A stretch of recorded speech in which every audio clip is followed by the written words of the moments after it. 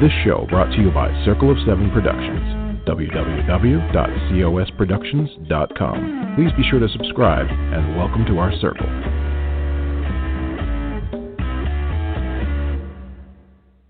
Hello, everybody. This is Patricia W. Fisher with Readers Entertainment Radio, and I cannot believe it is November 19th.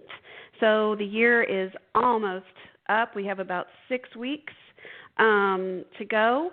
And hold on one second. I'm going to fix something here real quick. But in the meantime, if you are looking for things to start your Christmas list with, I have something wonderful for you.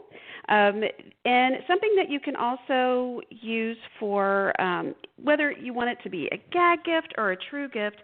The Australian Fighter Fighters calendar is ready for you to order. And the thing is, the 2021 Australian Firefighter calendar started in 1993, and it supports the Children's Hospital Foundation, funds for research into childhood burns. It's in its 28th year, and the Australian Firefighters calendar has raised over $3.2 million for multiple charities. And this includes Native Animal Rescue, Byron Bay Wildlife Hospital, Fauna Rescue, Wild Care, Healing Hooves, Safe Haven. I mean, just a ton of different stuff. RACO Life Flight. Also, they do stuff for veterans. And this year they did something really cool with the calendar. So they have all these different types of calendars. And so if you have someone who's not totally into having a shirtless guy with a cute animal on your wall or whatever, they also have guys with their shirts on. And they also have just the animals. So there's several different types of calendars, and they are ready for you to order and bring home right now. There's also a very cute planner. So check it out, and it's AustralianFireFightersCalendar.com. And so it will definitely be a fun gift, and you will love it. And speaking of photography, we had Andrew Darlow, the photographer, on about a couple months ago, and I asked him to come back because the holidays are coming up, and we wanted to have some really good suggestions for how to take all these different pictures, because we're having to get tricky this year because of social distancing. So thank you for coming back and talking to us, Andrew. How are you today? Oh, great. Thank you for having me on again, Patricia. Yeah, there's, and I know that this time of year also, there's the weather is such that it's darker sooner, and so a lot of people might be taking pictures during the evening hours and everything. I mean, we'll just jump right into it. What are give me 5 mistakes people make trying to take pictures this time of year, like holiday pictures. Ooh, 5 mistakes. We'll go the negative to be positive. Okay, let's do it. Okay, so let's see. Number 1 is they don't hold their camera or even their smartphone properly. And there is a technique you can find. YouTube gives you so much information. Yeah. So if you really want to see some technique for holding a camera still, you can just use the appropriate keywords. But if I were to paint a picture with a phone, first of all, you want to use 2 hands. And if you happen to have something like a pop socket or even a stand, this is what I do. I kick out the stand that's on the back of my iPhone, and I use that to get extra stability with my hand. Okay. So I have the pop socket out, I have the stand out, and I'm like, it almost feels like a big camera because it's so stable. So, right. With a bigger camera, there's a whole technique with your arms and things and breathing. But with the phone, those are the 2 best pieces of advice. You can just add some stuff to the back, and it really makes a difference. Right. That's one. So give me another one. Number 1. Yeah. Okay. Another one, big mistake, is people use, now in some cases with phones you only have one real camera. You have sometimes you have a super wide and a wide. But if you want good pictures of people, you generally want to use the telephoto or the lens, if you have it, that gives you the most zoom. And even if you have to fake it, there's 2 ways to fake it. One way is you do digital zoom, which is like pinching with your fingers and Sure. you'll lose a little bit of quality, but these cameras today are so good that you can often get great pictures, even if you use the digital zoom and you kind of use your thumb and your forefinger and go in there. But ideally, you'll have the actual zoom option on your camera. But there's another trick, and this is one that almost nobody uses because we're always taught to fill the frame with what we want to photograph. Right. But I mean, this is kind of like doing the zoom thing in reverse, but if you back up a little bit, have a little more background around the people, and then later you go in and crop, that has a similar effect to using a zoom lens. Okay. So we crop it and okay. Perfect. You either go back a little bit and take the picture. If you don't have the zoom, like the built-in zoom, like the 2X lens on an iPhone, if you don't have that, you do one of the two things that I mentioned. Now, the other thing, it's not really it's related to this, and you should just know why I say this. Because if you get too close to people with a wide-angle lens, they look like cartoon characters. Right. And it's cute for pets, but not so much for people. It's like, erase that right now. Yes. Exactly. So, and if you're doing selfies, you're really close up. So, one of the best tips for selfies, even though a lot of photographers kind of say, "Oh, the selfie stick is like the worst thing ever to happen to humankind," but it really does give you that extra distance, and as long as it's used safely, it can really create beautiful images. Okay. So that's two. The other one is just positioning. You kind of want to have the camera basically at eye height. So when you're looking at the camera, you want to be at eye height and not have the camera too low or too high, and that will give you photographs that look more like you're there with the person talking to them. Okay. And perfect. There is a technique though, especially for pets, called the hero technique, or the hero shot, and you can put a pet like a little chihuahua on like a table, make sure it's safe, and with a really nice background, and take a picture from pretty low, and then the dog will look like a hero, like a superhero. Oh, that's awesome. If you add a cape and a fan, now we're talking about some really fabulous photography. Well, that would be a nice neutral conversation for Thanksgiving now, wouldn't it? Let's dress up the dog as a superhero. I mean, seriously, that would be fun. Exactly. Because a lot of times animals and people are getting new clothing, and then a lot of people like to wear their ugly sweaters. So, right. Don't forget, this is the thing that most people forget. First of all, the person who takes the pictures often is the person that ends up not being in any of the pictures. Right. So that's something. And it doesn't take a whole lot of Photoshop knowledge to, even if you're not like ready to do the time delay, like set it on a tripod and get everyone in the picture, which you can do.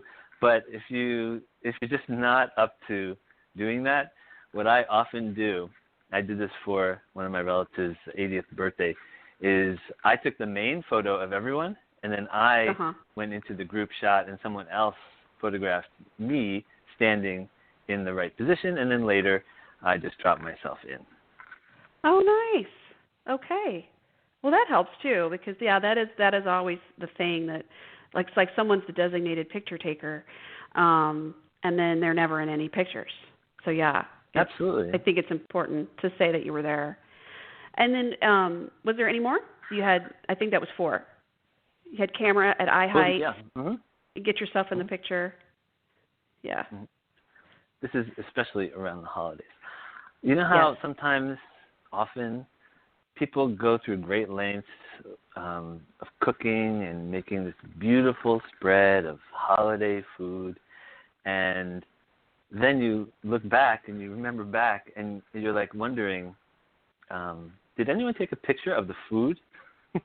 Yeah. And I always try to do that, and it really is nice, and especially for the person who may have spent 8 hours or maybe 3 days making the food.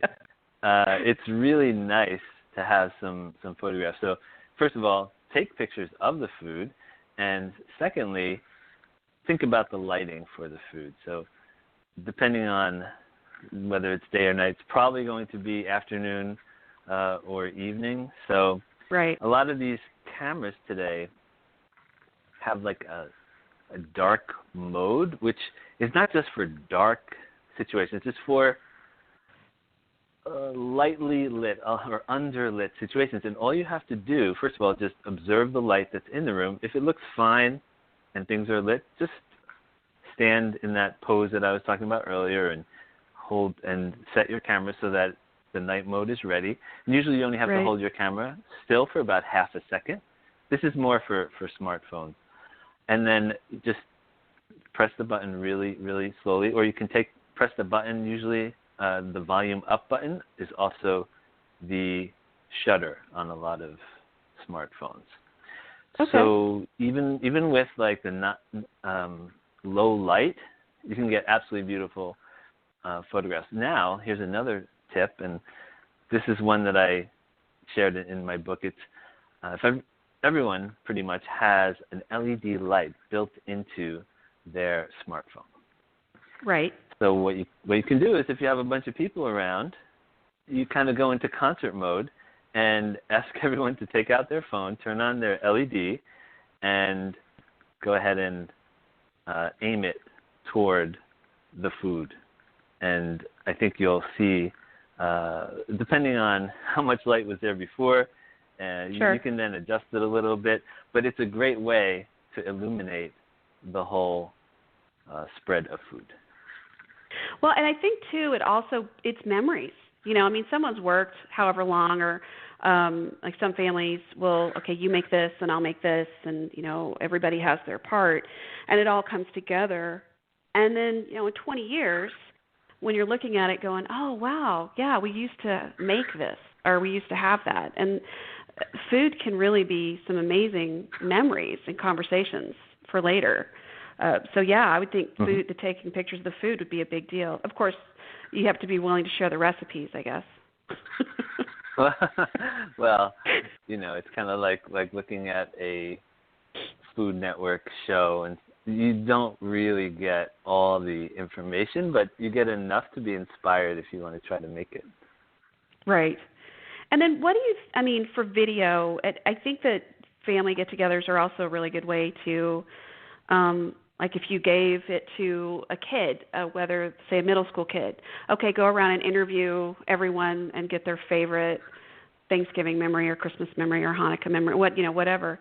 And then, is that a good way to, gather a photographic, timeline of events for family gatherings, and what kind of lighting? If you go by the same thing, just kind of adjust as you go. What would you suggest for that?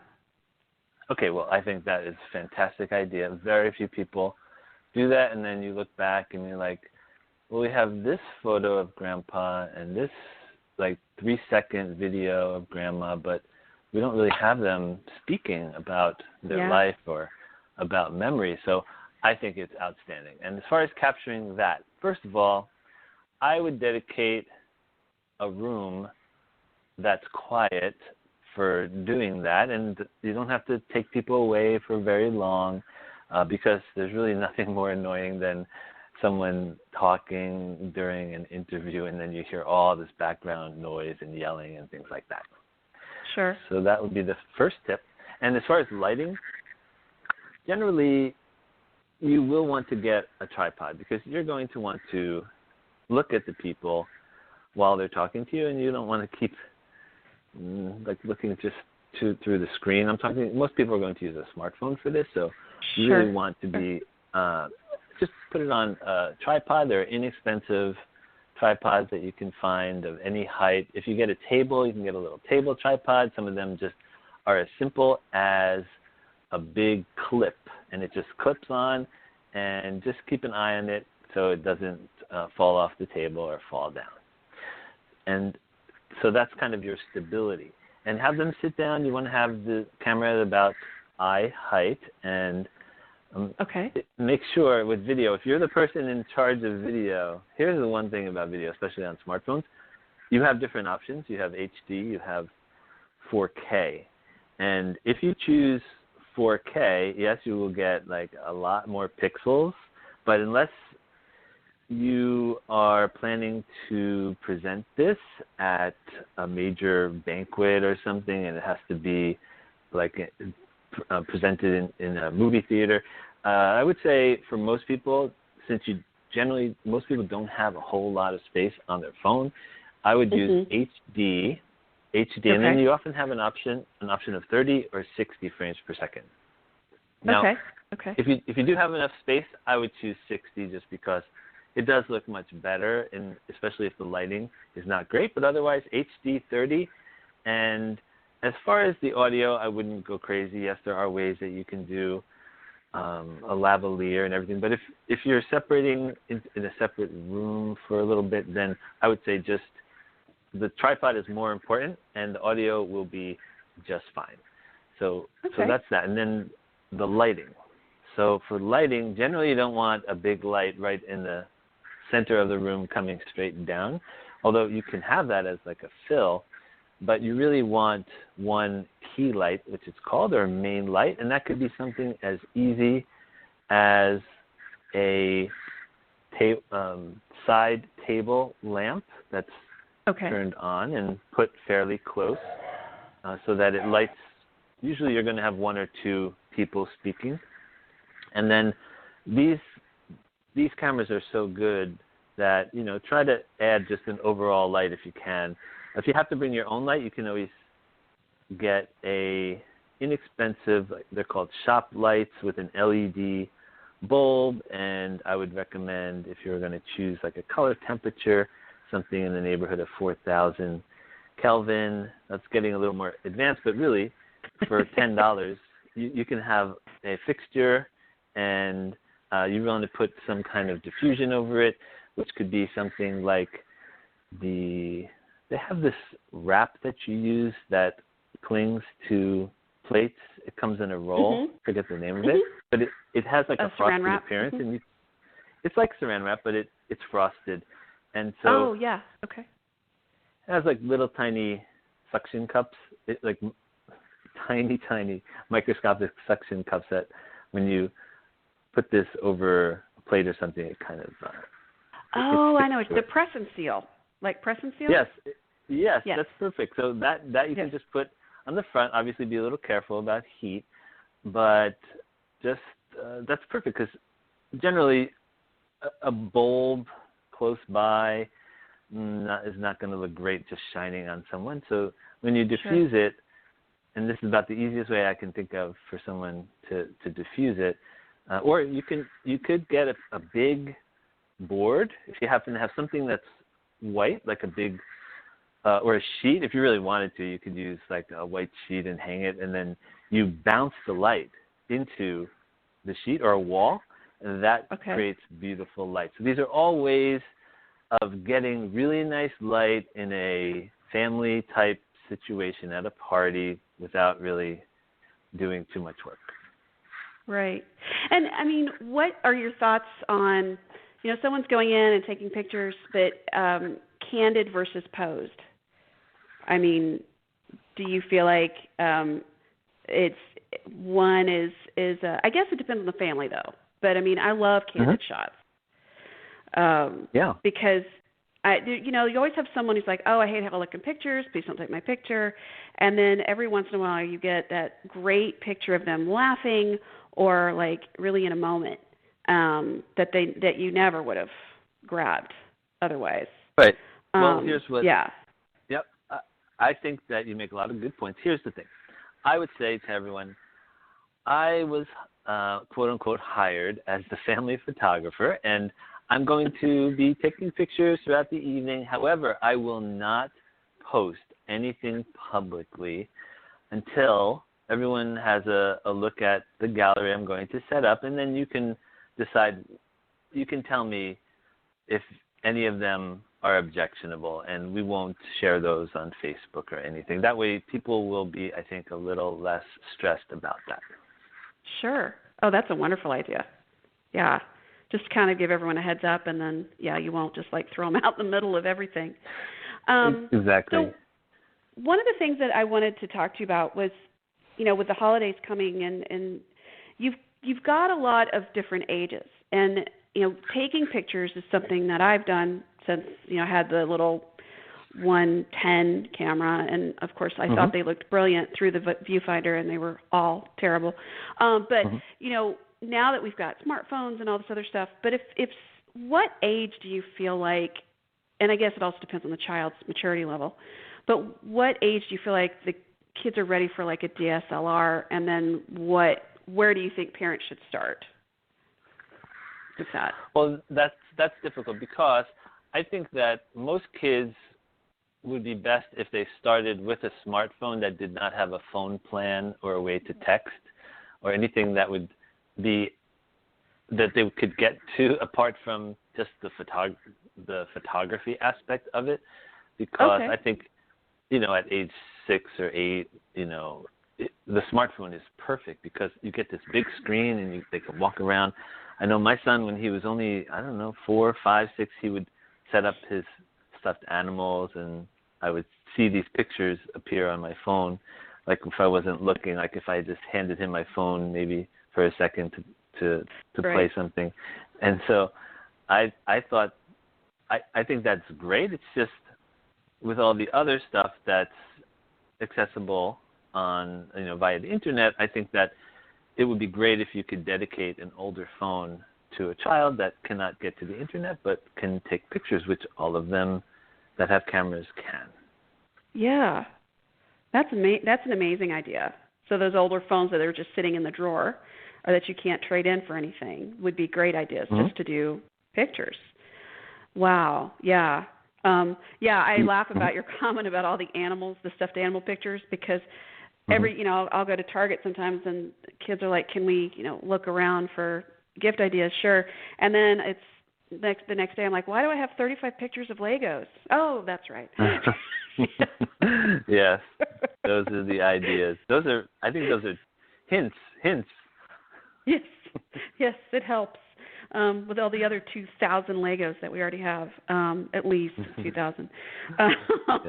But yeah, I didn't actually consider that it's kind of a perfect idea with the smartphones to give it to a kid just to learn the camera part.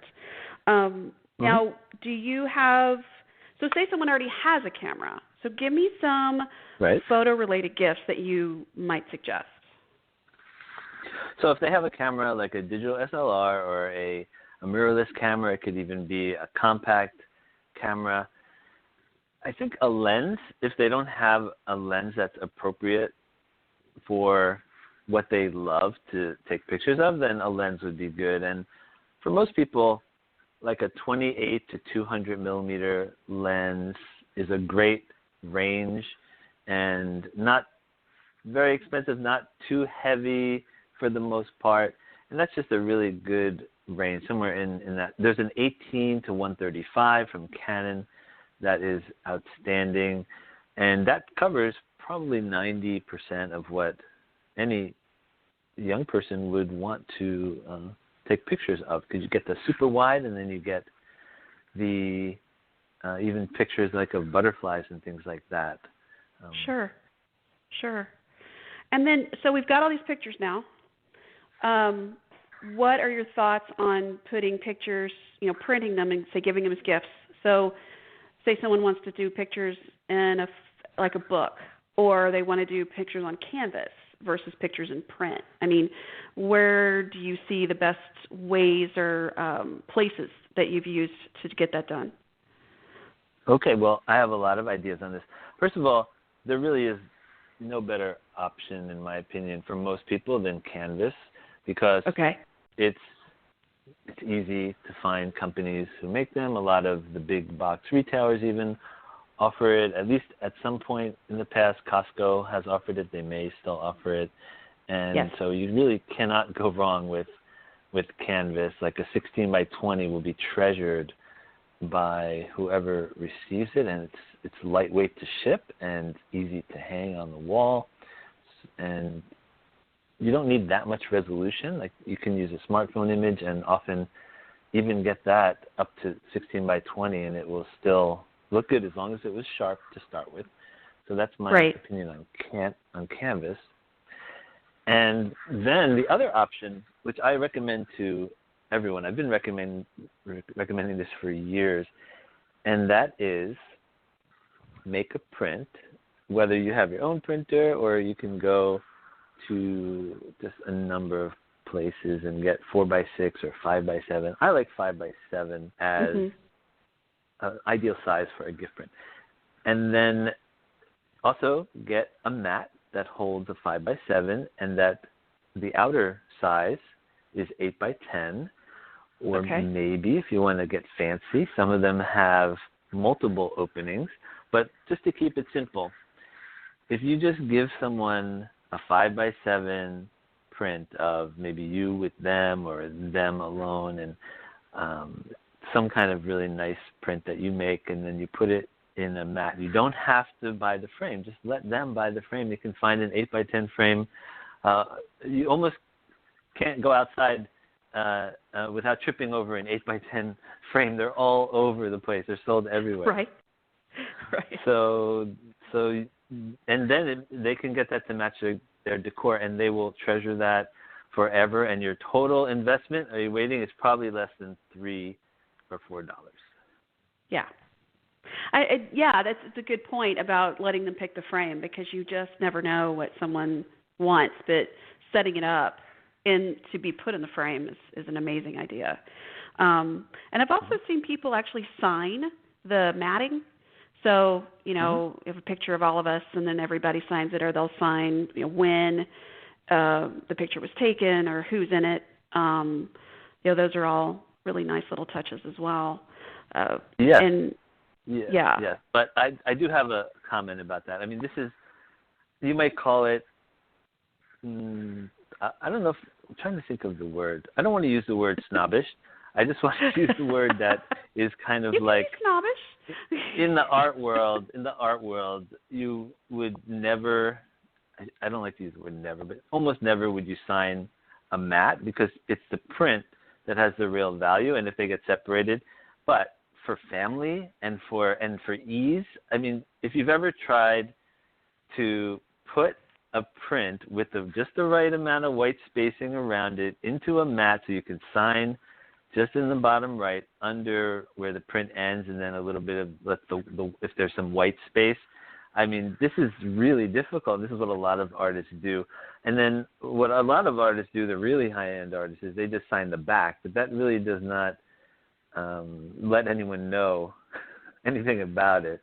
So I like that. I personally do the in-between, where I actually sign the white space in between, but then you have to do the math. You don't want a 5x7 print anymore. You want like a 4.5 by 6.5, and then you want to have white space around, and then you can sign it. So, and I'll give you a little tip. There's a product that's great for signing semi-gloss and glossy photos. You can even sign matte pictures that are on like paper type materials. It's called the Sakura, Sakura. Pigma, Pigma Micron. And these are really nice pens that can write on almost every photo surface, especially the ones that you get from places like Costco and Walmart. Sure. Oh, wow. So now we've taken care of the people.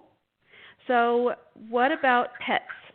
What kind of tips do you have for taking pictures of pets for the holidays?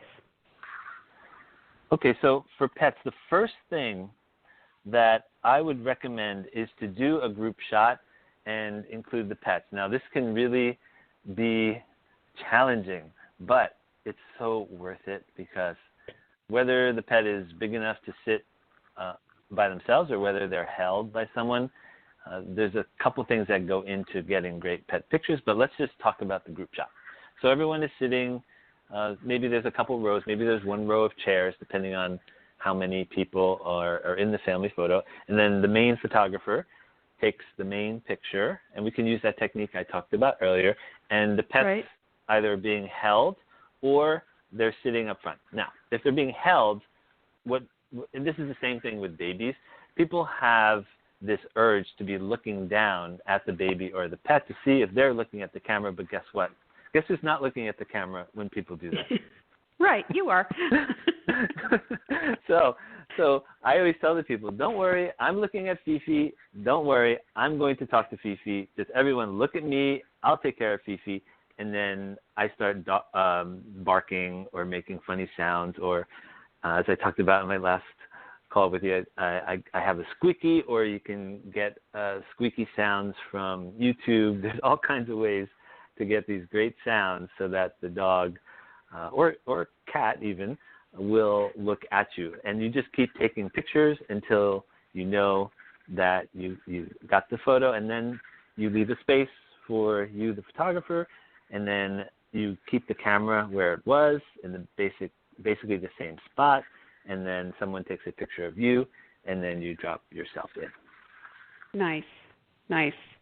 And, I mean, I think, too, when you have, honestly, when you have more than two people in a picture, taking a picture, and, of course, when it's a big group, advice for being okay with not everybody being perfectly aligned and looking at the camera. Okay.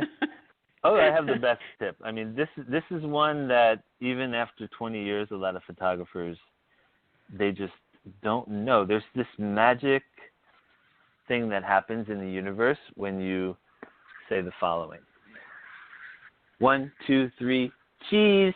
And when that word cheese enters the room, everybody's face lights up and the smiles come out. And I can't explain it. It's like magic. And if you do that 3 times, I can almost guarantee. Worst case is sometimes you have to drop a head from one picture into another. And if you personally don't know how to do that stuff, there are people online, and I'm not going to give any websites or anything, that will do that for you very inexpensively. Nice. I know one year we had like my grandfather and then, all the grandkids on that side, and my second child was just not having it that day. I just don't know what it was, but she was absolutely not having it. And so all the grandkids are in the picture, and me and my grandfather and everybody, and in every picture she is just scowling. And so it didn't matter what we did, she wasn't going to do it. So we got the picture of my 4 kids, and everybody's smiling, the dog's in the picture, and she's just scowling. And I said, I'm going to use this picture for our right. our cards. And she was just like, ah. And I said, all right. And I did. Now, I did put a picture of them all smiling on the back, but the main one was her scowling and everyone else laughing or smiling. And I got the most feedback from that picture because they were all like, oh, thank God, not everything is perfect. So I found it funny that it's like the imperfect moments actually where people were like, oh, yep, there it is.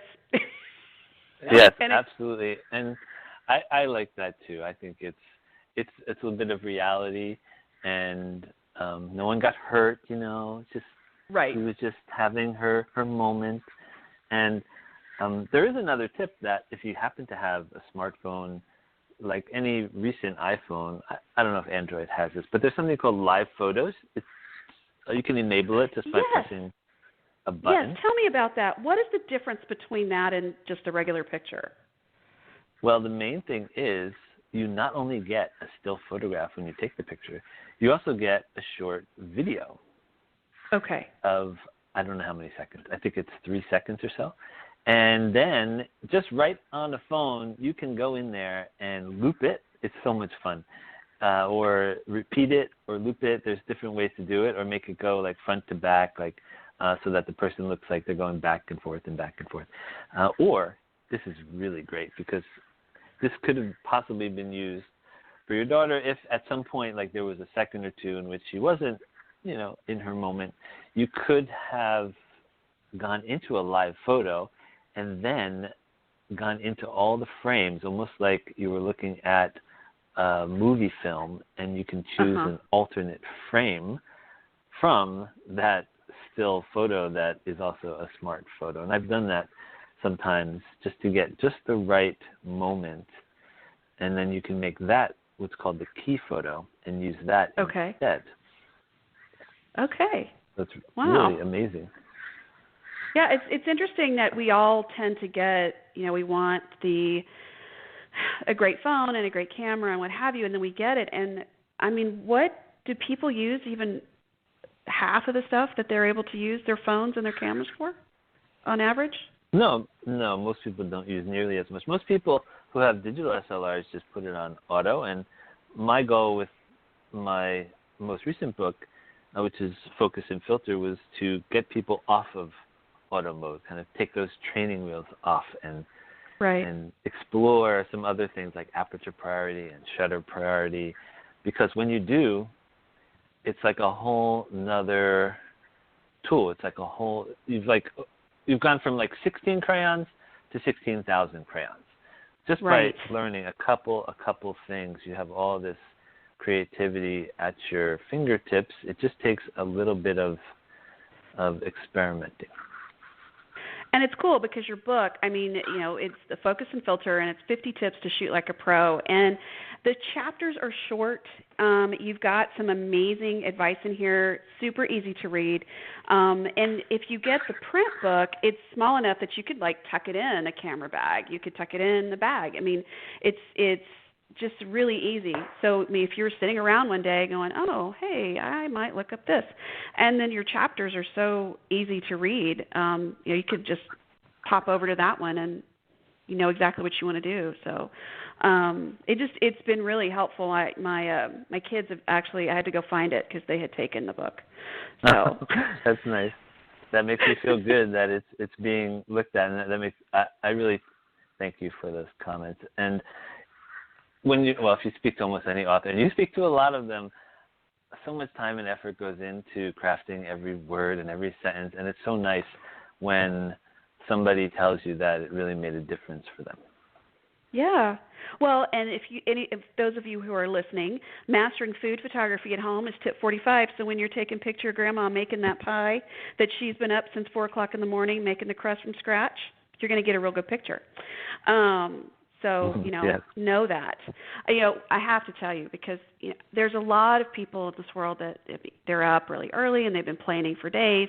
And my grandmother was, one of those people. She was up at 4 in the morning on Thanksgiving and, didn't want anyone to help her, but, everything. Mm-hmm. So one year my aunt, my uncle's wife said she would make Thanksgiving dinner. And I was in college at this point. So my grandmother's in her late 60s. And so she's like, well, that would be really nice. And I showed up late. So my brother answered the door, and he's like, you don't want to come in here. And I was like, uh-oh, what happened? Well, the aunt had ordered everything. Like, she didn't make anything. Wow. So, yeah, I really wish I had had camera at that time because that was a tense day. Yeah, that reminds me of an episode, I don't know if you've seen it, of Everybody Loves Raymond, that if you haven't seen it, look up Tofurkey. Yes. Yes. And yeah, Mom is like, am funny. I sleepwalking? She's like, come to their house to eat. Yes. Yes. It's funny. Great. And they were eating Thanksgiving dinner at like 1 in the morning or something. It was wonderful.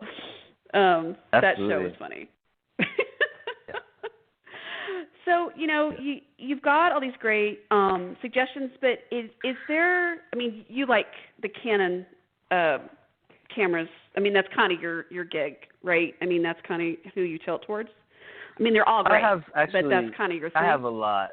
I have a few different ones for different things, but Canon and Sony are my two main DSLR mirrorless type cameras, the big cameras. So I have both because each one does something a little different for me. Yeah. do you suggest, I mean, if someone's, let's say they get a camera, you've got videos online, you've got YouTube videos, and then you've got a ton of information on your websites, and all the links to Facebook, Twitter, LinkedIn, all of it are in the write-up of the show, as well as the link for your book. But is there any particular class, like if someone's saying, I'd like to learn how to use my camera, do the different camera companies have like online classes? I would say your best place to start is YouTube and put in your specific camera. Okay. And you will probably have more than you could ever watch. But look at the ones that have really high thumbs up percentages and ones that maybe are trying to teach you something specific. Right. That's right. And I also have a 50 video series.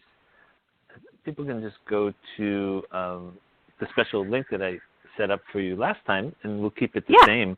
And they can find a link there. It's really simple. backup.fm/PWF. Yep, perfect. And I will have that link in the write-up of the show too, so people can see that as well.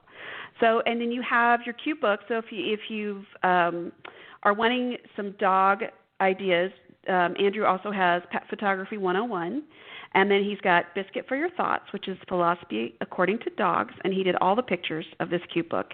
And there's this cute little pug named Biscuit who's on the front, and super fun. And it's actually a really good idea to give as a gift. Like Biscuit has some amazing philosophical insight. So it is a very cute book for any dog lover. I was honored. All my other books, actually, I've done 4 books so far from different some are the same publisher. But out of the 4 books, that's the only one that's more or less a quote-unquote art book. All the others are how-to books, nonfiction, but this is one that is very close to my heart because it's hardcover, it's like a coffee table book, and it really celebrates the amazing life and companionship that we have with dogs. And they paired my photographs with what I think are the most amazing philosophical sayings. I couldn't really ask for anything better than that. And it's sweet because it's about 8 by 8, so you can put it in your bag, you can put it in your purse, your backpack, and you can take it with you. So you can always have philosophical insight from Biscuit. It's a very, very good idea. So I really appreciate you coming by today. Thank you, Andrew, so much. Well, thank you. This is so much fun, as always, and I can't wait to maybe chat again. Who knows what will be next? I know, the new year. Let's just sit here and say it's going to be better next year. 2021 is going to be it's going to be a good year. We're going to go on the right trajectory. It's all going to be okay. So, but in the meantime, I believe so. Take lots of pictures of your friends and your family and your dogs and the animals that roam around your house and what have you. So why not? Let's have some visual history there for you. Exactly. So this has been Patricia W. Fisher with Readers Entertainment Radio, and I've been talking to photographer Andrew Darlow, and he's got a book out, Focus and Filter, that you can get right now.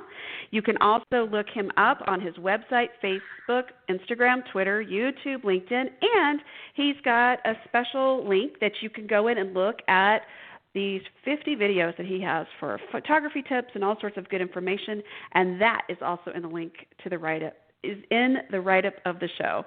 So thank you again, Andrew, and we will absolutely touch base again for 2021, and maybe we'll talk about getting some really cool beach pictures. Oh, awesome. Well, thank you, Patricia. I'm already going to I'm getting my swim trunks on right now. Fabulous. Well, stay warm, though, because I'm sure it's a bit chilly where you are. Yes, it is. Okay. Thanks so much. Everybody stay warm care. And keep on reading. This show brought to you by Circle of Seven Productions, www.cosproductions.com. Please be sure to subscribe and welcome to our circle.